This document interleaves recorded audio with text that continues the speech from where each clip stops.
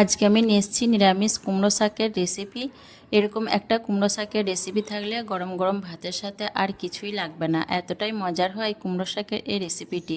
কুমড়ো শাক তো অনেকে অনেক রকমভাবে রান্না করে থাকেন, তবে একবার এইভাবে এই পদ্ধতিতে রান্না করে দেখুন, খেতে কিন্তু ভীষণ ভালো লাগবে কুমড়ো শাকের এই নিরামিষ রেসিপিটি। তো আসসালামু আলাইকুম, আশার মিনি কিচেনে সকল বন্ধুদের স্বাগত জানিয়ে শুরু করছি। তো চলুন তাহলে আজকের এই নিরামিষ কুমড়ো শাকের রেসিপিটি দেখে নেওয়া যাক। আর ভিডিওটি স্কিপ না করে দেখতে থাকুন কিভাবে আমি শাকের রেসিপিটা বানাচ্ছি। এখানে দেখুন আমি পরিমাণ মতো কুমড়ো শাক বেশ ভালোভাবে বেছে ধুয়ে পরিষ্কার করে নিয়েছি।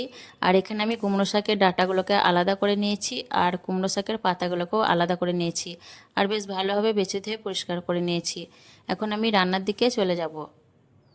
তো রান্নার জন্য আমি গ্যাস অন করে একটা কড়াই বসিয়ে দিয়েছি। আর কড়াইয়ের মধ্যে আমি দিয়ে দিচ্ছি চা চামচে 1 চামচ হলুদ সর্ষে, 1 চামচ দিয়ে দিচ্ছি 5 ফোড়ন, আর দিয়ে দিচ্ছি 1 মুঠো বাদাম। দিয়ে আমি লো ফ্লেমে বেশ ভালো করে একটু নাড়াচাড়া করে সর্ষে, 5 ফোড়ন আর বাদামটাকে একটু ভেজে নেব। আর খুব বেশি পোড়া পোড়া করে ভাজবো না, যাতে এই মশলাগুলোর মধ্যে সুন্দর একটা ফ্লেভার বেরিয়ে আসে, সেরকম করে আমি মশলাগুলোকে ভেজে নেব। কিছুক্ষণ ভেজে নেওয়ার পর দেখুন সর্ষে আর 5 ফোড়ন এবং বাদামের মধ্যে সুন্দর একটা কালার চলে এসছে। এইভাবে করে এই মশলাটাকে ভেজে নিতে হবে। এর থেকে আর বেশি আমি মশলাটাকে ভাজবো না, তাহলে মশলাটা খুব বেশি পুড়ে যাবে। এখন আমি এই মশলাটাকে একটা প্লেটের মধ্যে নিয়ে নিচ্ছি। আর এইভাবে করে মশলাটাকে একদম লো ফ্লেমে ভেজে নিতে হবে। তো একটা প্লেটের মধ্যে আমি মশলাটা নিয়ে নিলাম, দিয়ে বেশ ভালো করে মশলাটাকে ঠান্ডা করে নেব। তারপর কড়াইয়ে পরিমাণ মতো সর্ষে তেল দিয়ে তেলটা একটু গরম করে নিয়েছি। তারপর আমি এর মধ্যে দিয়ে দিচ্ছি সামান্য 5 ফোড়ন, আর দিয়ে দিচ্ছি একটা শুকনো লঙ্কা ছিঁড়ে, আর দিয়ে দিচ্ছি একটা তেজপাতা ছিঁড়ে। দিয়ে নাড়াচাড়া করে ফোড়নটাকে বেশ ভালো করে ভেজে নেব।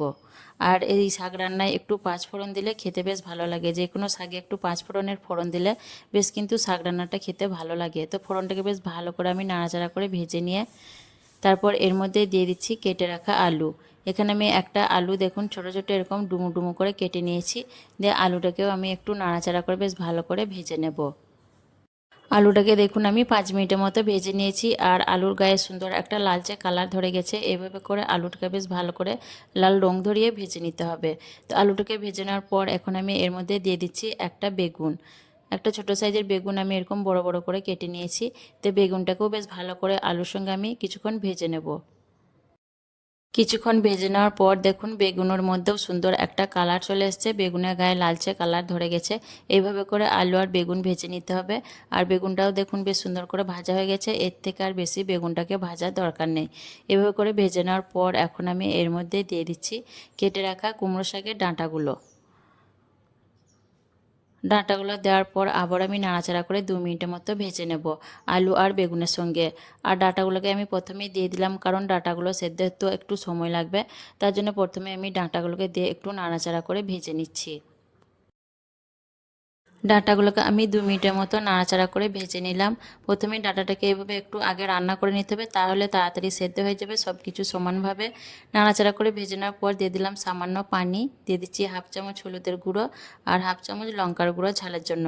আর দিয়ে দিচ্ছি এখানে আমি 1/2 কাপ ছোলার ডাল। ডালটাকে আগে থেকে আমি একটু সেদ্ধ করে গেছিলাম দানা দানা ভাব রেখে। দিয়ে নাড়াচাড়া করে বেশ ভালো করে আমি কষিয়ে নেব মশলার সঙ্গে।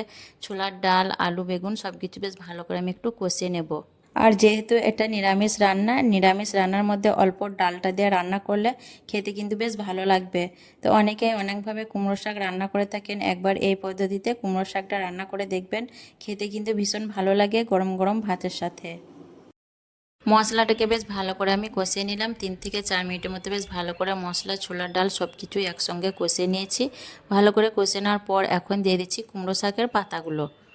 আর কুমড়ো শাকের পাতাগুলো যদি প্রথমেই দিয়ে দিতাম, তাহলে শাকগুলো কিন্তু অনেকটাই নরম হয়ে রান্নার সাথে একদম মিশে যেত। তার জন্য আমি আলু, বেগুন, ছোলার ডাল সব কিছু বেশ ভালো করে একটু কষে নেওয়ার পর তারপর শাকের পাতাগুলোকে দিয়েছি। দিয়ে বেশ ভালো করে একটু আলতো হাতে নাড়াচাড়া করতে থাকবো, যাতে শাকগুলো অনেকটা নরম হয়ে যায়। 2-3 মিনিটের মতো আলতো হাতে নাড়াচাড়া করানোর পর দেখুন শাকটা কিন্তু অনেকটাই নরম হয়ে এসছে। এখন একটু নাড়াচাড়া করে নিয়ে তারপর আমি এর মধ্যে দিয়ে দিচ্ছি 1/2 চামচের মতো নুন।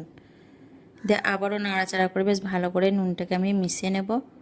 আর এখন কিন্তু আমি কোনো রকম পানি দেব না, পানি ছাড়াই এখন রান্না করব। বেশ ভালোভাবে নুন দেওয়ার পর নাড়াচাড়া করে মিশিয়ে নিয়ে তারপর আমি ঢাকা চাপা দিয়ে 5 মিনিট হতে দেবো, যাতে শাকটা আরও ভালোভাবে অনেকটা নরম হয়ে যায়। 5 মিনিট রান্না করার পর আমি ঢাকনা খুলে নিচ্ছি, দিয়ে আবারও একটু বেশ ভালো করে নাড়াচাড়া করে নেব। আর 5 মিনিট ঢাকা চাপা দিয়ে রান্না করার পর দেখুন শাকটা কিন্তু আরও অনেকটা নরম হয়ে গেছে। এভাবে একটু ঢাকা চাপা দিয়ে রান্না করে নিলে কিন্তু সব কিছুই বেশ ভালোভাবে সেদ্ধ হয়ে যাবে তাড়াতাড়ি। আর এই রান্নাটা করতেও কিন্তু খুব বেশি সময় লাগে না। তো ভালো করে বেশ নাড়াচাড়া করে মিশিয়ে নিয়ে তারপর আমি এর মধ্যে দিয়ে দেব পানি, যাতে আলু ডাঁটা শাক সব কিছুই বেশ ভালোভাবে সেদ্ধ হয়ে যায়।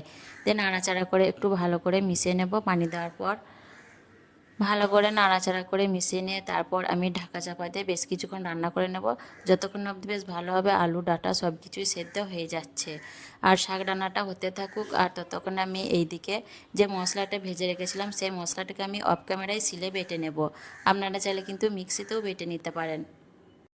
তারপর আবারও আমি রান্নাতে ফিরে এলাম মশলা বেটে নেওয়ার পর। দিয়ে একটু নাড়াচাড়া করে আপনাদের দেখিয়ে দিচ্ছি, দেখুন আলু বেগুন ছোলার ডাল এমনকি শাক ডাঁটা সব কিছুই দেখুন বেশ ভালোভাবে সেদ্ধ হয়ে গেছে।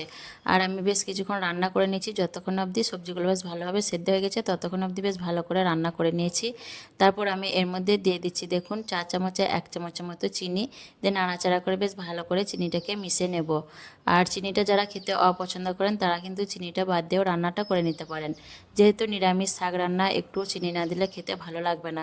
শাক রান্না একটু মিষ্টি মিষ্টি হলেই তবে কিন্তু খেতে বেশি ভালো লাগে। তো চিনিটাকে ভালো করে মিশিয়ে নিয়ে তারপর আমি এর মধ্যে দিয়ে দিচ্ছি বেটে রাখা মশলা। আর মশলার প্লেটটা ধুয়ে একটু পানি দিয়ে দিচ্ছি। আর এইভাবে অবশ্যই একবার কুমড়ো শাক রান্না করে দেখবেন, খেতে কিন্তু ভীষণ ভালো লাগে, খুবই মজার হয়। এইভাবে কুমড়ো শাকটা রান্না করলে যারা এইভাবে কুমড়ো শাক রান্না করে খাননি তাদেরকে বলবো অবশ্যই একবার রান্নাটা করতে। গরম গরম ভাতের সাথে খেতে কিন্তু দারুণ লাগে। শুধু এই শাক রান্না দিয়েই কিন্তু ভাত খেয়ে নিতে পারবেন। তো আমি 5 মিনিটের মতো নাড়াচাড়া করে রান্নাটা করে নেব, তাহলে কিন্তু সম্পূর্ণ রান্নাটা আমার হয়ে যাবে। তারপর আপনাদের পরিবেশন করে দেখিয়ে দিচ্ছি। রান্নার শেষে পরিবেশন করে দেখিয়ে দিচ্ছি দেখুন। তো নিরামিষ দিন বা যে কোনো দিন এইভাবে একবার কুমড়ো শাকটা রান্না করে দেখতে পারেন। আর কেমন লেগেছে আজকের এই কুমড়ো শাকের নিরামিষ রেসিপিটি অবশ্যই কমেন্টে জানাবেন। ভালো লাগলে লাইক করবেন, শেয়ার করবেন, আর নতুন বন্ধু হয়ে থাকলে অবশ্যই আমার চ্যানেলটিকে সাবস্ক্রাইব করে আমার পাশে থাকবেন। আসবো আবার অন্য কোনো রেসিপি নিয়ে। সকলে ভালো থাকবেন, সুস্থ থাকবেন। আল্লাহ হাফেজ।